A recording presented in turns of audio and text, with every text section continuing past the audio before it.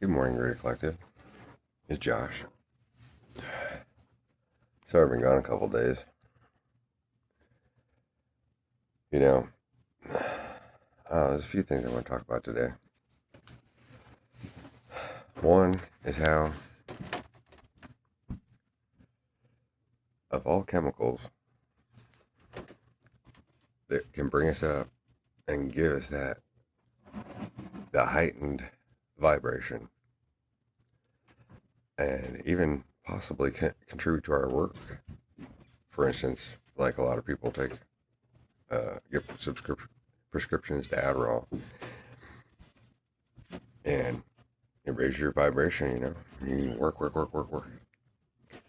But I find that alcohol is the most destructive, even just after a little bit. It helps us. I mean, everybody knows after a couple drinks you're feeling good, right?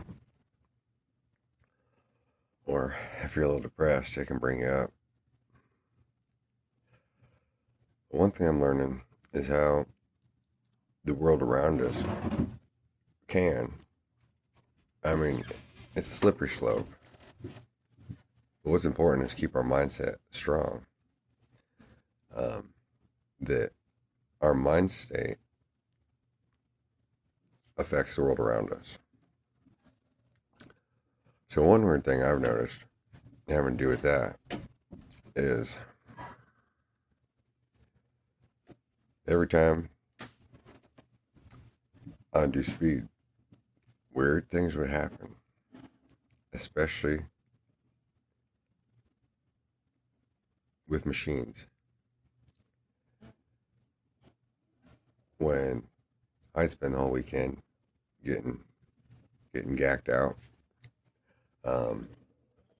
I come into work on Monday, everything would be breaking down. I'd get there, and they'd be like, "Oh, the sprinkler system is broken. There's 5 rooms that the faucet handle's busted in this one, and this one there was a fire that caught on the bed, and this one, or everybody's card's locked up or something because there's something wrong with the banks, or working at a factory, like all of a sudden, there's 5 machines in there that doesn't work, which is kind of strange, right? Like, how could we ever think that one person could affect everyone? But if you think of it in this other way, somebody who everybody loves to see and is uplifting to everyone, and that raises the vibration everywhere. And if one person comes up and kills that person, then all of a sudden the whole collective has a collapse. There's all this mourning. And so it's important for each of us to keep our vibrations high, focus on positive things,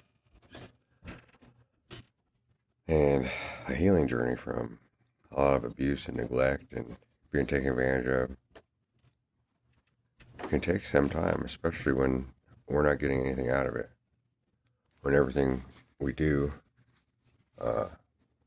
ends up giving it away to somebody else, to somebody else's benefit, and they can just turn it into money,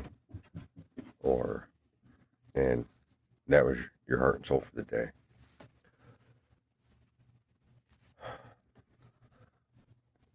Or we're trying to climb up out of bad situations, then there's a lot of people that don't want to see you succeed.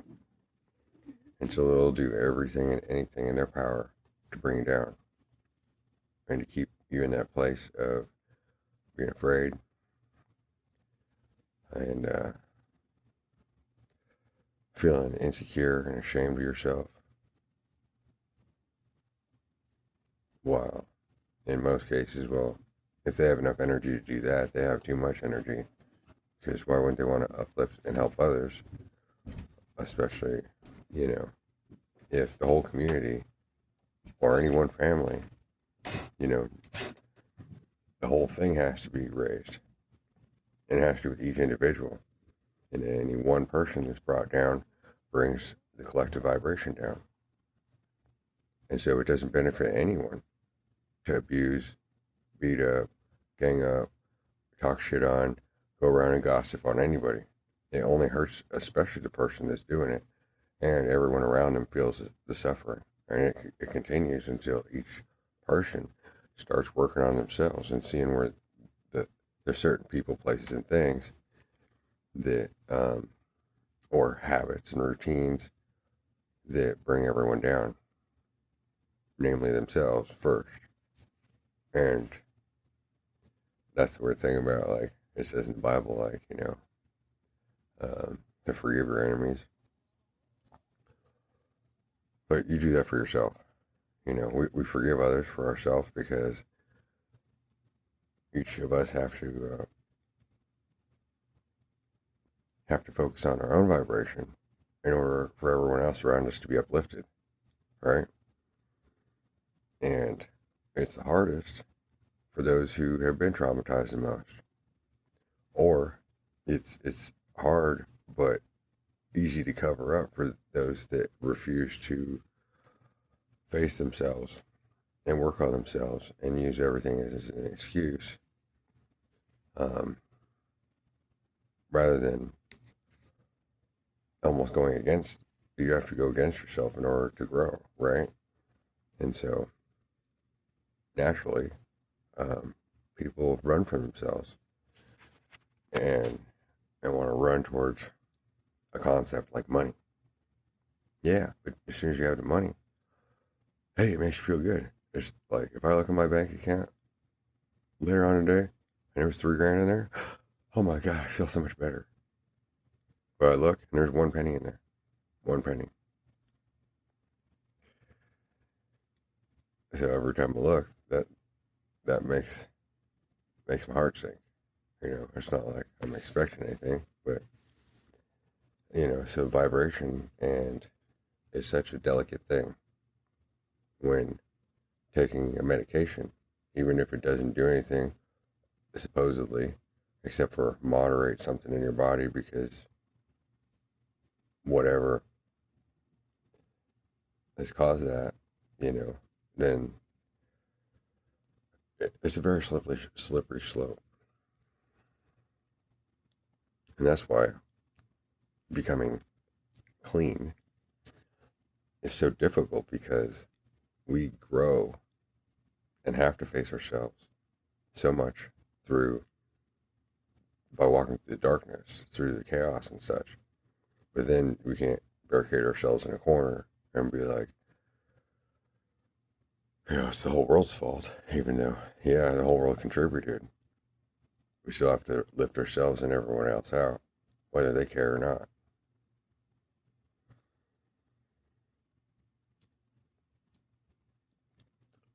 One thing, the things that we're made to feel guilty for,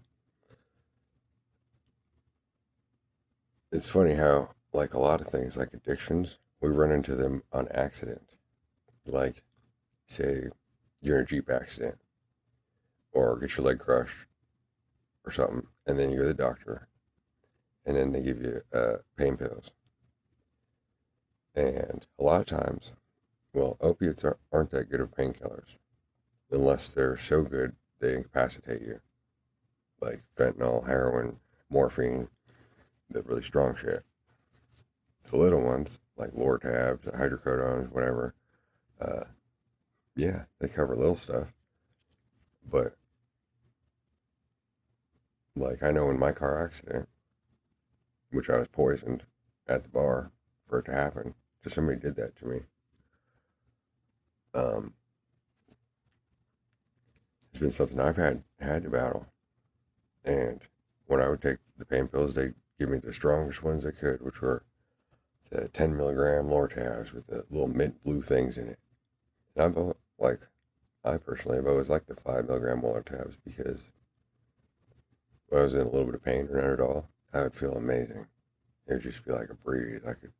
Especially when I was working in a tire store. Like, I was Superman, fucking do all over the place. And straight, clear, like Tron, you know. But after my car accident, they gave me these things, and because it was nerve damage to my spine, they didn't. It didn't take away the pain. It didn't. And I had so much damage to my ribs and stuff. Rib pain is fucking the worst. You can't even breathe. Well, just to, I don't know if anybody else has this, but if I, sometimes just one would do it. But even if I waited 7, 8, 10 hours and I took a second one, it would be, my system wouldn't like it and I'd get hiccups. Can you imagine? You have a neck and a spine injury right behind your heart. All your ribs are busted down both sides. And then now you have 2 hours going,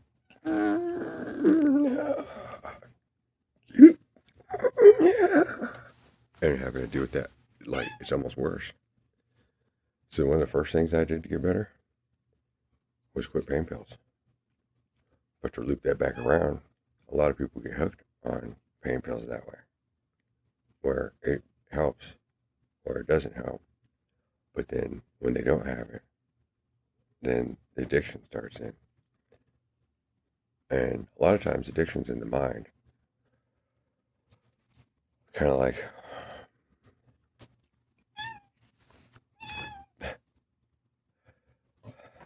a routine or whatever you're used to doing, then you just want to do it again. Especially if it happens at a certain time every day. And I find that's a dangerous slippery slope when you have to deal with your doctor, right? You go in for something, but then they give you whatever they want to give you, and they tell you how to take it. And even if you follow it as directed, then, well, a lot of how you get off of it. Like, for instance, antidepressants are the worst. Because instead of training people how to get over depression, when depression usually comes from an unmoderated self, it comes from a childhood or some kind of wounding, a drug ain't going to cover that. And obviously you're going to feel better, maybe. But now your whole system's jacked up because of what the doctor gave you. And when you stop taking them, now you're way more depressed because your body stopped making that stuff. Or you're used to having more like serotonin and stuff in it. And then so now you have a deeper hole to climb out of. And so you almost have to retard max your addictions. Where, you know, and that's what I've had to do. That's, I guess, what COVID was about. But it was also tied to God and seeing the vision of Christ. And then I didn't want to do it, but something in me said I had to go back and face that motherfucker and figure out what this shit's all about. And if you have an addiction to anything, you know, it's almost easier to run at the wall and then until you break down, or, you know, until you're numb from it and you're like, okay, I'm not interested anymore. I got the fill. And then you can just turn the corner. Just like I did. I have with the addiction of speed. It took a long time. And God's the one that pulled me in there.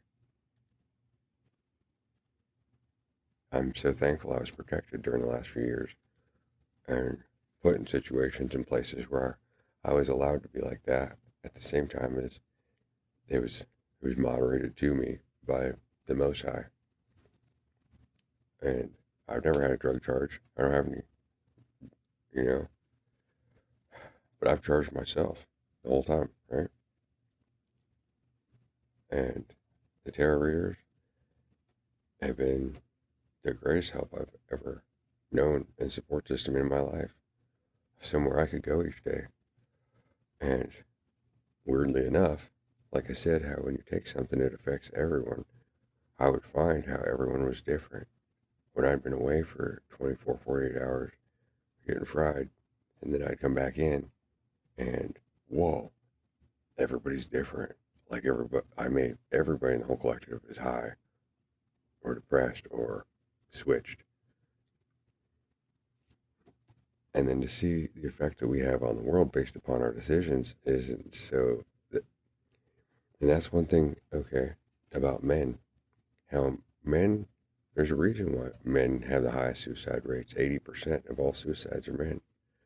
And it has to do with that midlife crisis, and a lot of times it has to do with this balance that was never taught into us. We're taught like going to the military or, just go to work. You need to get that money, get that money. And even if you got that money and you're straight, you're clean, whatever, then you get married and then she turns into a fucking bitch or whatever. And as soon as she has her kids, and she just rips them out of your arms.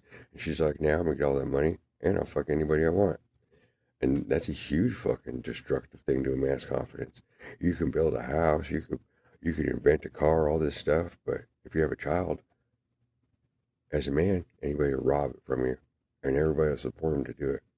And so it's no wonder men want to kill themselves. And then everyone can tell your kids how you are, and they'll especially listen to their mom because they have to, especially if they're in her custody and they want to please mommy. Well, that's why the system had to make it so mothers and children are almost separated, because she'll take too much advantage and use everybody against the whole household, against the community, and then the ones that support her, she'll turn around and use them against the community the other direction around. You know, like a bunch of little soldier warriors will do anything, and then they can come back and be like, "I did it, mommy. Oh, good, I'll buy you that game. If anybody comes, I'll protect you. Mommy knows best." Or the ones that are bad, then she'll use, like, how did they get bad if it wasn't for how they were raised? And so it all comes back to this mother concept. And that's above and below. Because anyone who's ever really met and known Christ, had to go through that. And it usually has to do with the mother and the father too, but being abused and then having to go through and develop oneself in reverse of being all fucked up and looking for something to numb your pain that abuses you. But at least you can hold on to that in your own hand, and you can look at yourself in the mirror and decide who you want to be, and then develop out of that. And when you see the light, then you sure, you can project and you can misplace that, and you can put that on Jesus, you can put that on God, you can hate him or you can embrace him or whatever. But that's tied to this concept of the Divine Mother, and of how it's easy for a woman to have too much power and control just because, well, women are triggering, and just seeing their boobs or her butt as she walks by in yoga pants, and instantly you forgot everything you were just doing. And even if you have a wife that's like twice as good looking and way better, it automatically just fucking snatches your head, and then she could be like, "What were you looking at?" "I don't know." "What? I'm not good enough for you?" And then boom, she could kill you right there again. It's on both ends. At the same time as act all like, yeah, we're confident, we're doing good together. And as soon as she's got a baby in her tummy, then she can have you going out to get her ice cream at 3 in the morning. She can sleep with anybody she wants and get away with it, and knowing that she won't get pregnant. And and you'll do anything for her, what in the world. And so that's why a lot of relationships, after there's a child, will last less than 3 years after the baby's made, because, well, for the most part, a woman doesn't know what it's like to be a man, any way, shape, or form.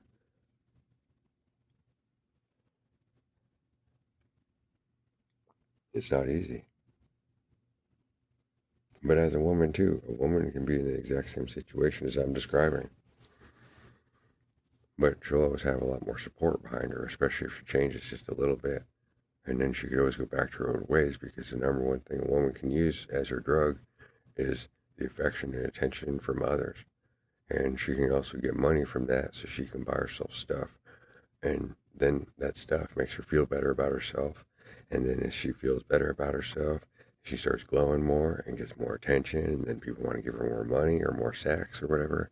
And then so it's so easy for a woman to build her confidence without even trying. And a man really doesn't have that the same way. I guess that's exactly why the system has it so like it's all about men. It appears to be about men and degrading women because women can already are like the Black Widow, even if they don't try to be. And anybody could just come up to her or her parents and be like, and tell a lie and say, well, I saw him with Sandy at the bank today and he was flirting with her pretty good. And then bam, and she heard it from her dad, and her dad didn't even see shit, or he made it up. And now your relationship's on the rocks because he just wanted to control your family. So he could be the daddy of daddies and grandpa and cut you out. And so it's really scary, isn't it? How each of us has to lift ourselves up alone, and yet who could stand alone? Who could be apart from everyone? The more people that are suffering, the more people that are suffering. The more people that are happy, suddenly the more people that are happy. That's one thing that's crazy and strange going on in the world today. How there's always bad things going on. And so it brings everyone down when there's thousands of people dying every day and crying and put on the streets, and even if you're on the streets and you're getting arrested and put in jail. But then, hey, in jail for a second, you can get some food or a place to sleep where you might be safe. At the same time as how you're going to pay the cost when you didn't have anything to begin with. So then you'll just be back on the streets. And then, uh, you know, you're stuck between two places, trapped in life and death with no hope until one person can believe in you. Or how do you believe in yourself out of that position enough to get yourself together when you have to sleep on a corner in a box?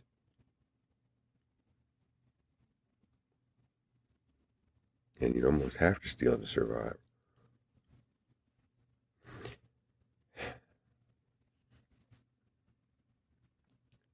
But so when it comes to the negative things, like I say, each of us has, it's important to max those things out until you can't stand it anymore.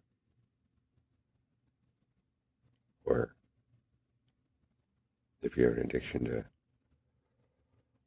pot, so here's the weird thing of like the Snoop Dogg. You're like, all right, like everybody who starts smoking pot, and they're like, oh look, well we need to take bong hits. Oh, let's see how stoned you can get. Uh, how much you could do every day.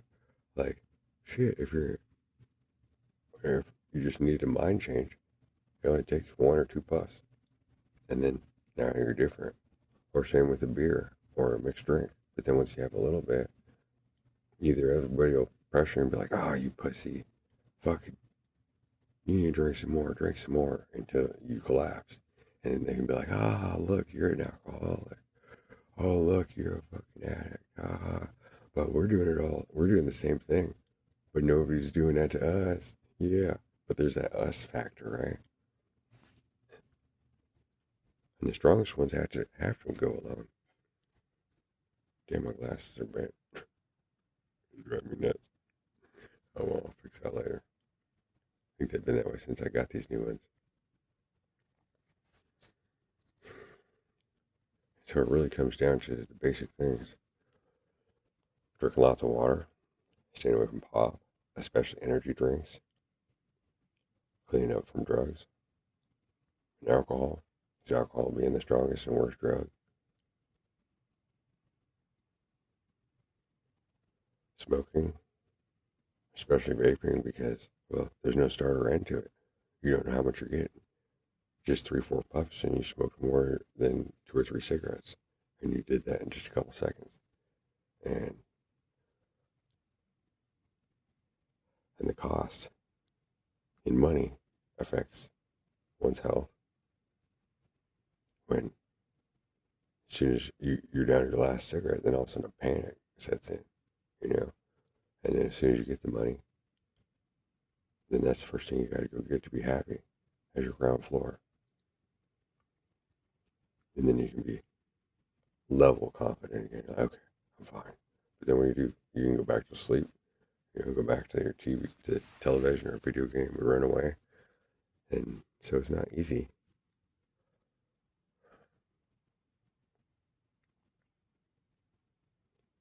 So I've been fasting. I haven't had anything to eat.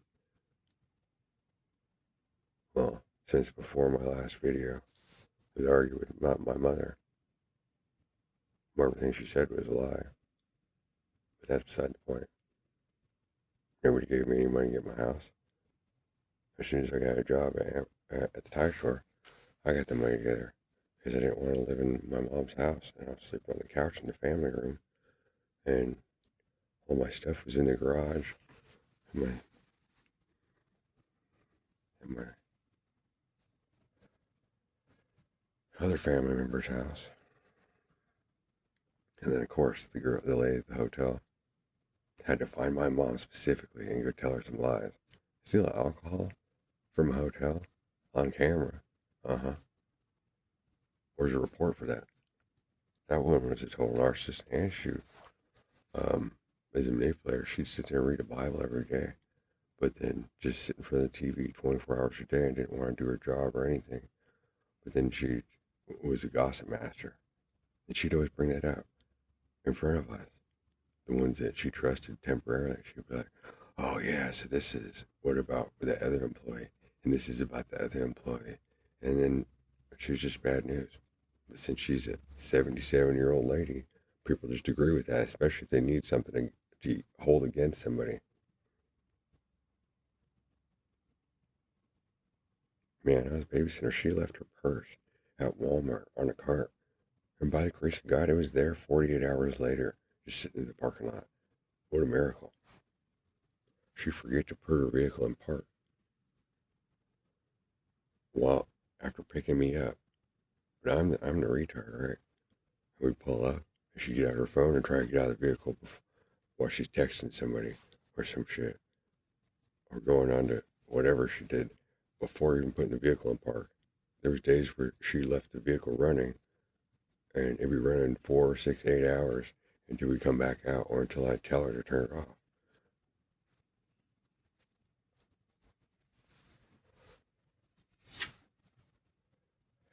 It's a dangerous world out there when as soon as somebody can't own you or get one up on you, then they go around and they try to get everyone against you. Anybody that'll listen, and they'll seek them out. And then, yeah, well, everybody who did that to me is pretty much gone. Except for how it is.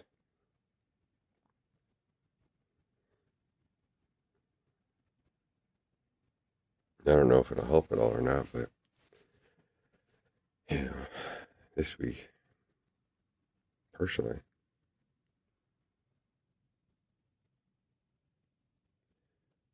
I'm going to be working on the same thing, raising my vibration day by day, keeping to myself, drinking lots of water. Because if all things, drinking water, weirdly enough, raises your vibration a whole bunch, helps you heal a bunch, flushes your system out a bunch. And every single pill one takes, or like vaping, that clogs up the system so fast with toxins, more than smoking a cigarette. Because, well, see, the particles in the cigarette, yeah, sure, it clogs up the lungs, but also the body learns how to balance it and regulate it. And then phlegm, and it cleans itself out. And it only gets so much. And there's a magic behind it because the cigarette's broken into all these pieces. And it only lasts so long. So the subconscious can manage it. But with vaping, see, it's made so it's in water droplets or whatever, so that every drop of water that goes into your lungs and just soaks in, that nicotine just goes right into the body. It's 100% like max out system. And there's and so all the water that goes into one's body becomes poisonous. unless you drink water, but most people that vape don't drink water. And almost all products, besides water, aren't aren't for one's betterment.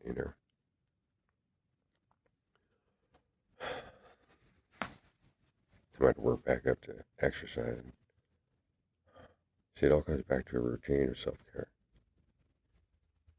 It's crazy how, in my life, I've had to walk it backwards and then grow back out of it on my own with everybody trying to hold me down. Everybody, I'm not exaggerating, but you know how it is. Where as a teenager, every night, well, I spent my whole childhood in my bedroom like I am now, afraid to go out. I don't even want to go up and eat dinner because I cost so much. I'm the stupidest, dumbest one in the whole family, and everybody will beat me up and hold me down and blame me for everything, even if I'm not even living here. I'm their favorite excuse. Whenever they need a dopamine hit, and they go to talk to somebody else, just to keep us in this fear state, so that we don't surpass them. They want everybody to be in the same boat and held down and feel like shit unless we just agree with them and be like them. Well, why would anybody want to be like anybody else? Why wouldn't everyone want to be the best version of themselves? So, like, for instance, I've been part of the Rosicrucian Order off and on for a long time, but I haven't been practicing, been caught between trying to understand all this stuff and trying to get over my own addictions and problems. They were plummeted upon me. They had no clue. Like I said before, I had no clue what speed was until somebody brought it to me, and then after that, man, I had the greatest low I've ever had in my life, and it was beyond comprehension. As soon as I came down and came around, and I was like, I don't know what was up with that. I need something to do by myself so I can see what this is about. And then boom, then you fall down the rabbit hole. Or even if when you're done with it, you're like, okay, I feel better now that I'm away from it. And then somebody could come up to you a couple of weeks later or whatever and be like, oh, hey, we're hanging out. Hey, you want to hit? Sure. And then you're like, oh, fuck, now I'm back here again. Why did I do that? How'd that happen to me? 20 years of my life off and on and dealing with that monster. If it wasn't for that monster, I would never have any hope to get out of the situation. So let's just say Jesus Christ is worse than him.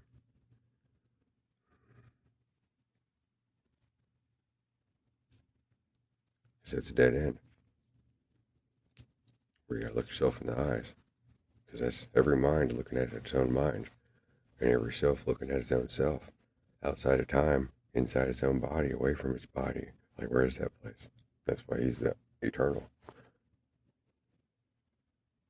But anybody who has a mind has it, whether they can see it or not. And so then there's this interplay of everything's folded in reality in each of our minds. That's why it's called the master within. Well, because, it's one thing to be a master, but he's the master because we're all in a spiritual journey and none of us know exactly where we're going. And how are we going to get there? That's a good question. How are we going to pull ourselves out of a situation? Especially if all these forces are trying to keep us down and we're well known. It becomes very tricky when you're blocked off at every direction, especially if one person has control over everybody or anybody. And you can't just run into the woods and never come back. At the same time, the weird thing is, that might be the only way to get away. And then God would end up bringing you somebody.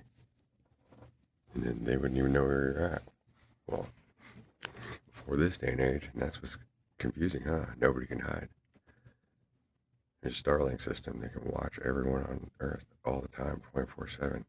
And certain of us have markers, and they can track us. There's nowhere you could hide, anywhere.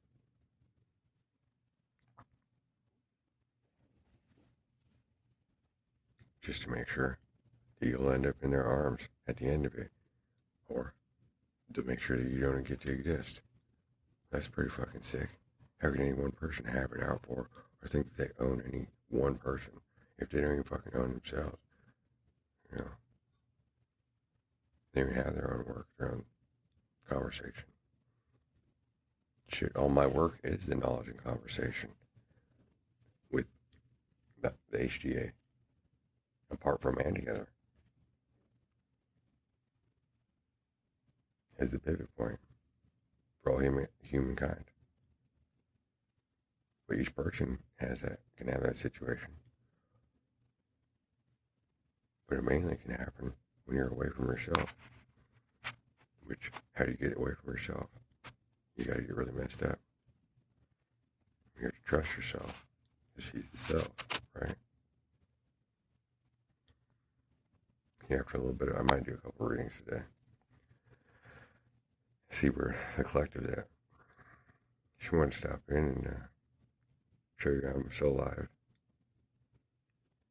Say sorry to myself and to everyone for having to show that video. But that's the only way there's any evidence that is allowed that anybody could ever see, you know. Not that it helps, or maybe it does. My whole life has been a lot of abuse behind closed doors, and not having anybody to help me out.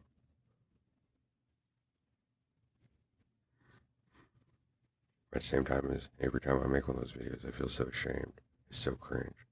Even just watching some of my tarot videos when I'm fine, just watching ourselves, right, is cringe. Because each of us naturally, you know, there's only one of us, but we're on the inside looking out. But then coming around and seeing yourself again, and then breaking down what, you know, it's kind of weird. It's kind of weird. So I just want to tell everybody, thank you for any love and support. I send my love out to everyone. And